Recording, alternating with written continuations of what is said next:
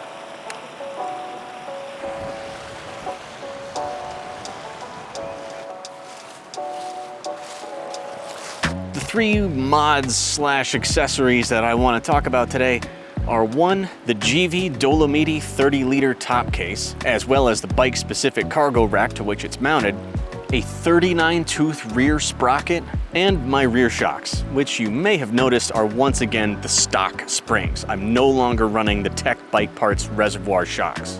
First, let's talk about the 39-tooth sprocket. That's 3 teeth smaller than the stock rear sprocket, which stretches out the gears and increases top speed in each gear. A higher top speed means that the motor is turning a lower RPM at any given speed in any given gear. Because I live where I do, I have to ride 100 miles of freeway on any day where I want to ride 1 or more miles of proper twisties. Take today, for example. We're headed west to ride 211 through Shenandoah National Park, and to get there, we'll have to spend about 2 hours on Route 66, as well as a couple of country highways.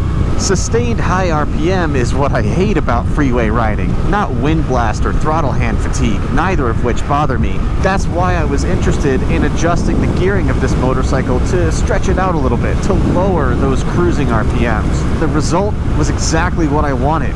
Going down just a couple teeth in the rear made a subtle change. It's more of an adjustment than a transformation. Where 6th gear at 4,000 RPM used to get me 70 miles an hour, it now gets me about 77. It honestly feels like this bike grew a 7th gear. And now here I am at 80 miles an hour, my preferred cruising speed on the freeway. That used to turn about 4,600 RPM, and now it's just over 4,000. Again, not a radical night and day difference, but over the course of these long highway stints, it makes a big difference. The bike doesn't have to work as hard, and therefore, neither do I. Now, in theory, the trade-off of that higher top speed is a loss of acceleration, but the Speed Twin 1200 has torque to spare, and I can't say it feels any slower as a result of the new gearing. Here we are at 75. I roll on the throttle, and we're at 90, just like that.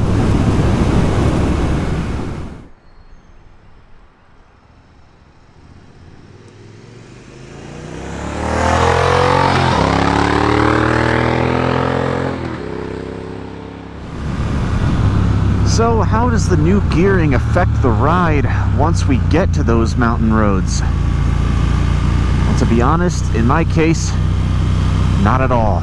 The change in gearing scales with speed. You got to remember that on the highway, it was only a subtle change. It was an adjustment, not a transformation.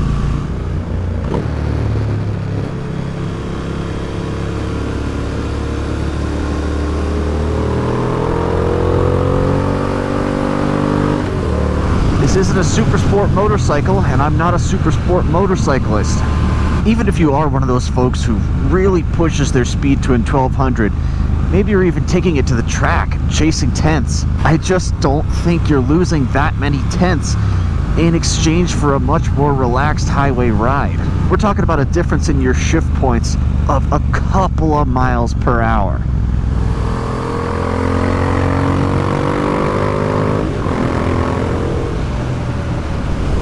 That's all I have to say about gearing. Let's keep pushing west on 211, and then we'll talk about this cargo box.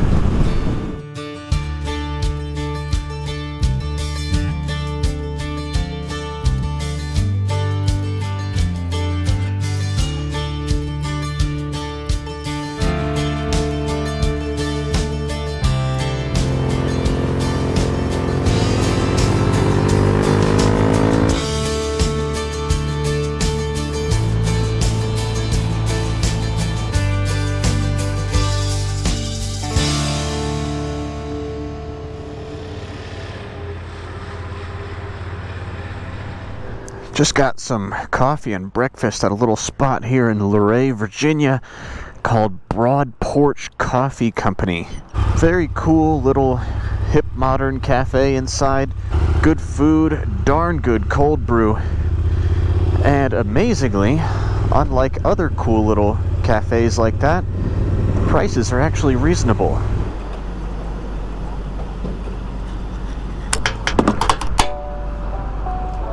Early in 2022, I moved back to downtown Washington, D.C.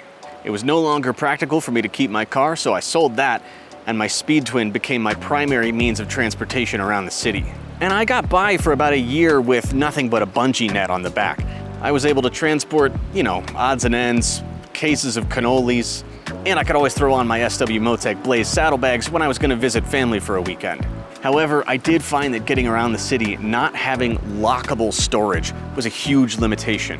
Every time I parked the bike, even if it was just to run inside and grab takeout, I had no means of storing valuables. That meant in the middle of summertime, I was running into places wearing my motorcycle jacket because I had nowhere to securely lock it up when I was parked. It also meant that I couldn't transport tools or a tire plugger kit or rain layers without taking up room in my backpack. Lastly, I knew I wanted to start getting into moto camping, and having all that stuff bungee netted onto the pillion seat was just a little too precarious for my liking. So all that led me to a top case. I'll spare you any more storytelling. I've been running this case for over a year, and it is excellent. You know the reputation of this product. You don't need me to tell you that it's well-earned, but I'm telling you anyway. It is a well-earned reputation. This thing has been bulletproof, and having lockable storage, having a trunk like a car, albeit a very small one, has changed my life. I've been able to work videography gigs, throwing my gimbal and other gear in the trunk. I've been able to attend jury duty, funerals by putting a pair of dress shoes and a blazer in the back, just change when I get there. I also happen to think that it looks pretty good. It's nice and compact and flat, and I don't think it really kills the lines of the bike. I was worried that when people first saw it, I was gonna get killed for it in the comments, but surprisingly, people have more beef with my mufflers than they do with this luggage system.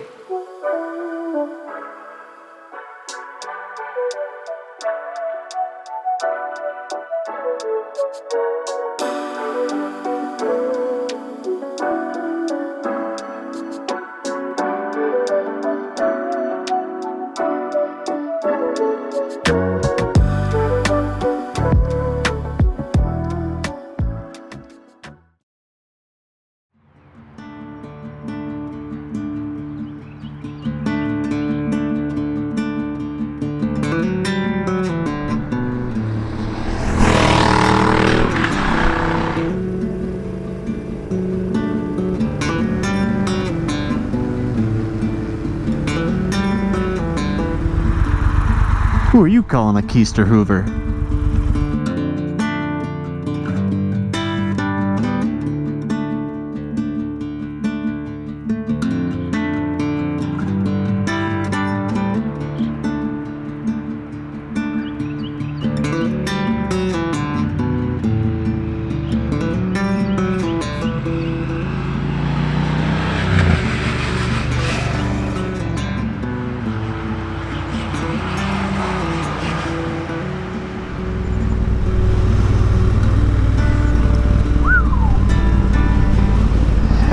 Of a view.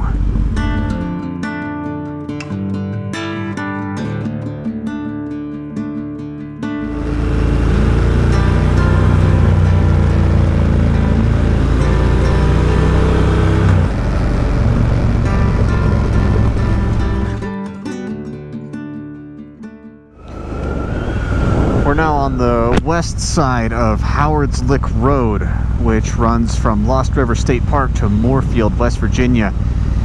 And I don't know what kind of trees these are around here, but I love this smell. They're not evergreen trees, but for some reason the smell reminds me of out west of the Rocky Mountains. Here we are in Moorfield, taking a west onto 220. Taking a left onto 220. Petersburg, that's where we're headed.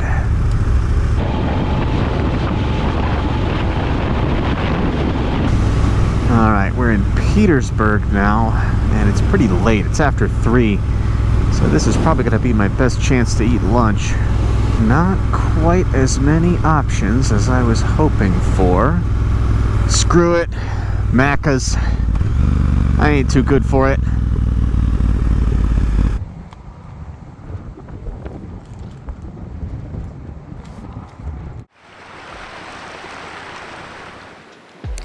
Is this awful lighting? I think it might be. It's too late. I've been talking for a long time.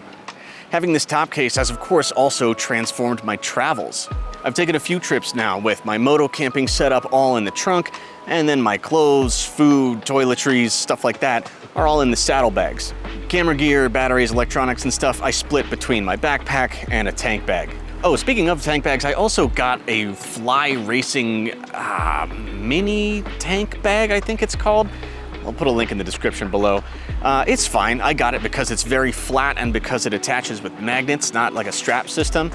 It works pretty good. I keep mostly camera batteries, sometimes sunscreen in there on longer trips. But between that thing, my new top case, the saddlebags, and also a Kriega 10-liter roll top bag that I've been running, I have so many different possible luggage combinations that I can use on any given trip. For long trips and moto camping trips, I use all of it.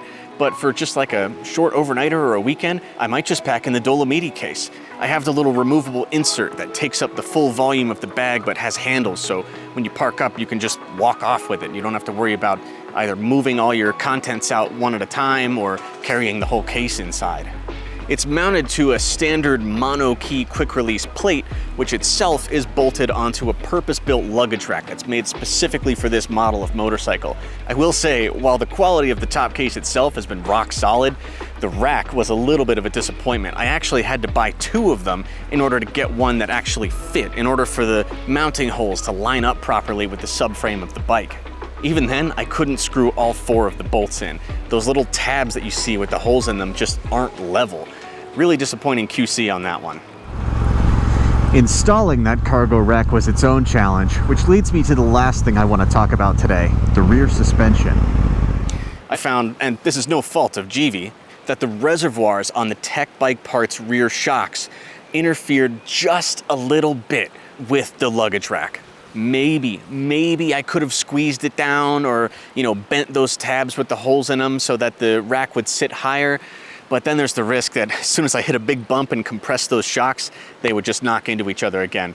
So anyway, my solution to that was to just ditch the TEC shocks entirely and go back to the stock shocks.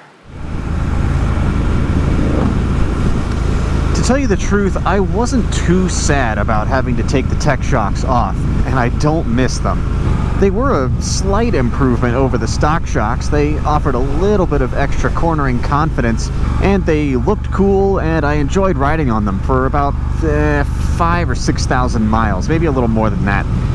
But sometime after I moved into the city, I started noticing the ride quality deteriorating. The part of DC I live in has been undergoing a massive infrastructure upheaval for the last several years, with no sign of it being done anytime soon. And I pretty much can't go anywhere without spending a good portion of the journey on road surfaces that are atrocious. I don't know if that caused the shocks to deteriorate or if just those new conditions caused me to notice the ride quality more. But either way, I found that nothing I could do with the adjustments on the shocks could get them to feel as comfortable as I wanted. Going back to the stock springs improved the comfort dramatically, and regardless of what others on the internet may say, they are totally fine for my weight and my riding style.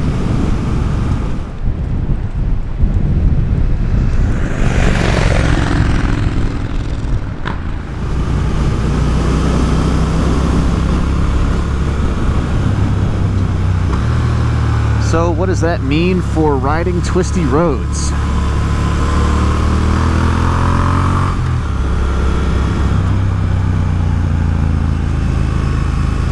Well, much like the change in gearing, it has proven to be inconsequential for me.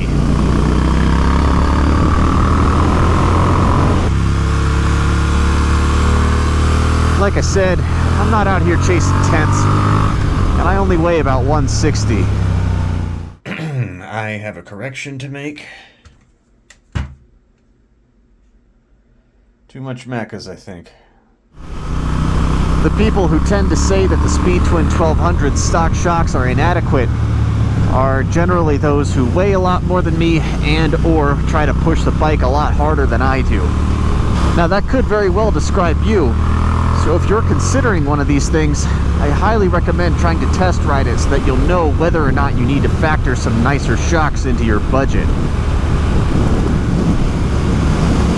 Despite everything I've said, I'm still considering getting a pair of Öhlins because riding some bikes with nicer suspension has taught me that it doesn't only help you when you're pushing the ragged edge. It can improve the ride and handling of the motorcycle at all paces.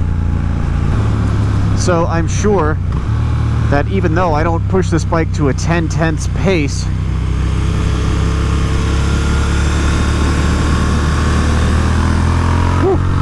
that I would still feel the benefits of a pair of Öhlins. And they do make a pair that don't have a reservoir, so they would fit with my cargo rack.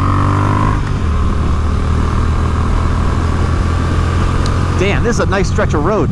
This is 42 in West Virginia leading up to Mount Storm.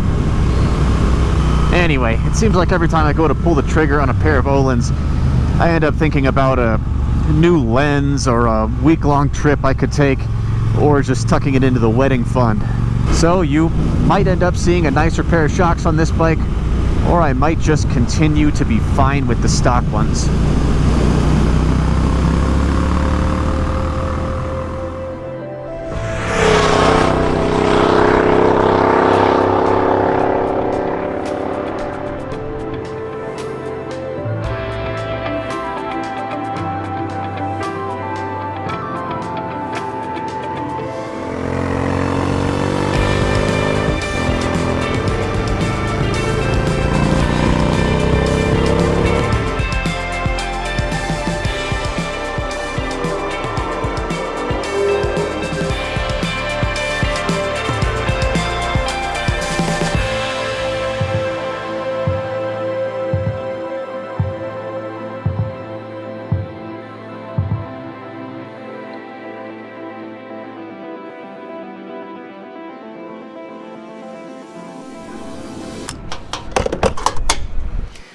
Well, I think it's time for me to start making my way home. What do you think? Have I ruined this bike? Have I inspired you to make any mods like this to your Speed Twin? Let me know in the comments. You all ride safe, and I'll see you next time.